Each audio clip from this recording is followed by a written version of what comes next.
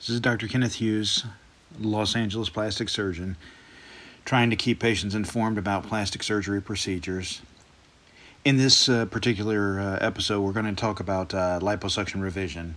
Liposuction is one of the most commonly performed procedures in the U.S. Several 100,000 a year are performed by board-certified plastic surgeons, and many more are performed by non-board certified plastic surgeons and by people in various other specialties, including ENT, emergency medicine, OBGYN. Liposuction is also one of the most difficult procedures and has one of the highest revision rates. Dr. Hughes performs several hundred of these liposuction revision cases a year, whether this is in conjunction with other procedures or in conjunction with fat transfer procedures. There is always a very large element of liposuction revision. So what does liposuction revision mean? It simply means that the procedure was performed at least once, and the procedure is requested to be performed again by a patient because the patient is not satisfied with the result. Now, sometimes that liposuction revision result can be the result of, maybe it was too conservative for the patient. Okay, in other words, maybe not enough fat was removed in the right places, or maybe certain areas they feel weren't liposuction as much as they had wanted.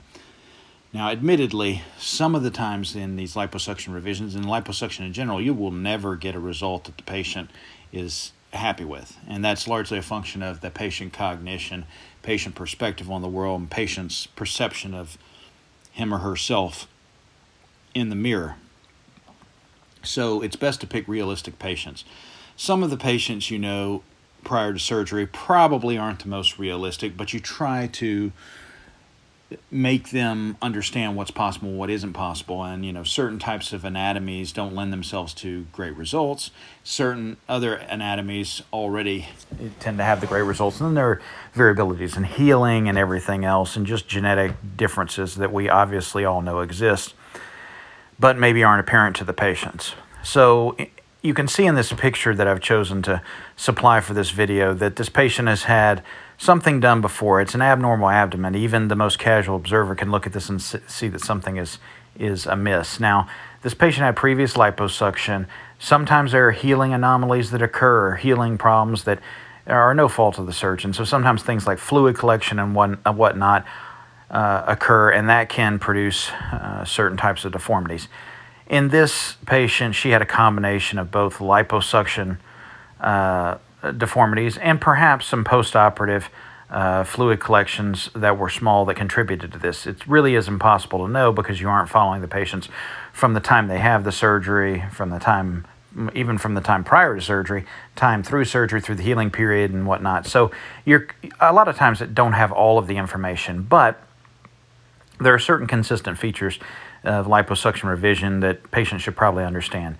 Number one, if you're wanting a liposuction revision due to irregularity of the skin, dents or divots, then that will probably require a combination of things. Number one, in liposuction revision, you have to go in and perform an actual liposuction revision. Now, what does that mean? That means that you're going to go in, you're going to re-elevate a scarred plane. Scar has formed after any type of liposuction, and that scar, if the skin looks like it has an issue, believe me that the scar underneath will have an issue. It will be extremely irregular. It will be tough. Sometimes that scar tissue is very, very dense, adherent, and it becomes very problematic elevating that off of, let's say, the abdominal wall in this case.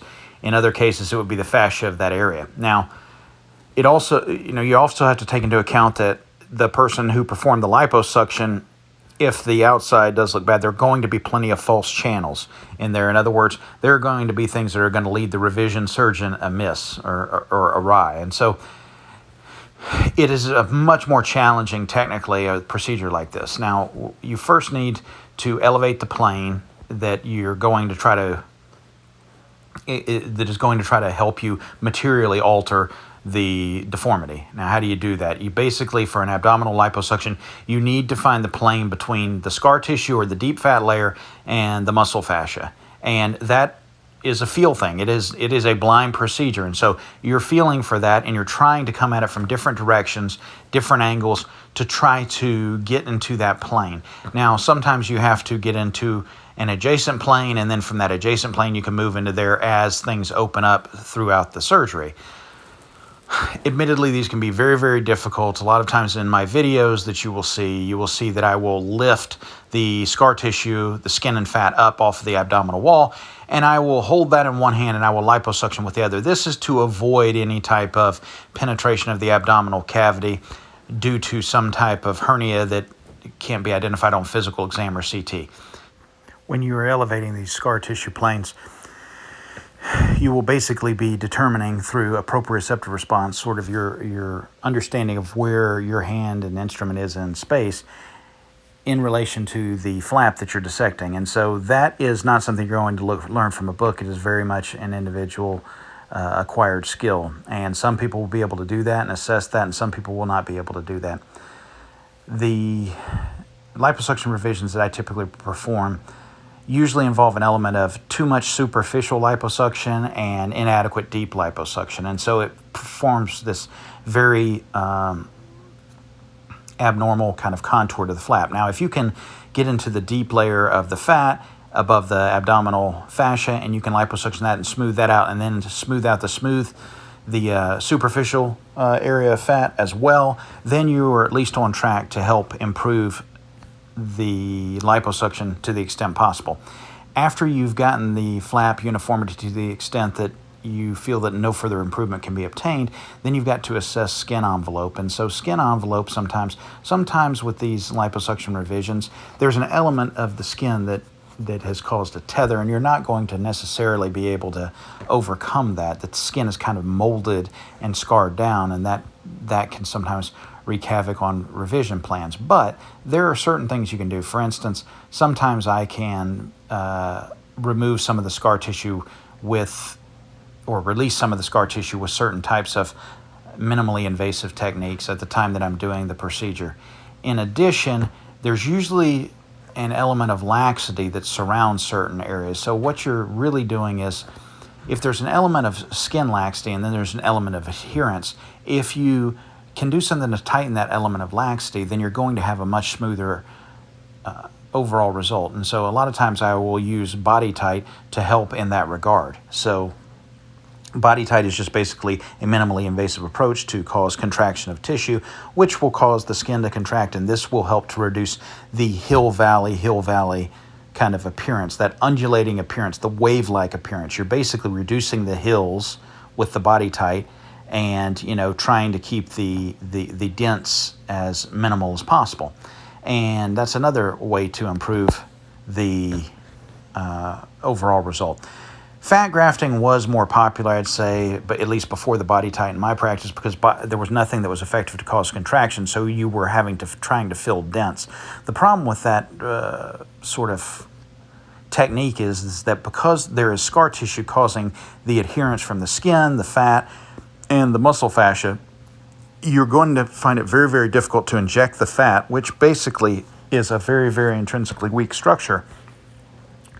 The fat's not going to be able to alter that scar tissue in any meaningful fashion. In fact, what you do, no matter if you put it millimeter by millimeter in there, if you can, find the exact right place to put it, the fat frequently will move to the side of a particular dent. And so although you're trying to fill the dent and you're right on the area of the dent, if that scar tissue is resistant to that, it will absolutely prevent you from putting that fat into that area. So that's something else to remember. Now, I have glossed over thousands of different, what could have been thousands of different points, admittedly, but, at some point you have to simplify the process so that people get an idea of kind of what the procedure involves. But at the same time, you're not going to become an expert at these types of procedures by listening to a few minute ramblings of a plastic surgeon. But at least I feel like this helps to educate the patient a bit on how you improve these types of results. And it's a very, very common problem, and so hopefully this provides some type of education to patients or prospective patients.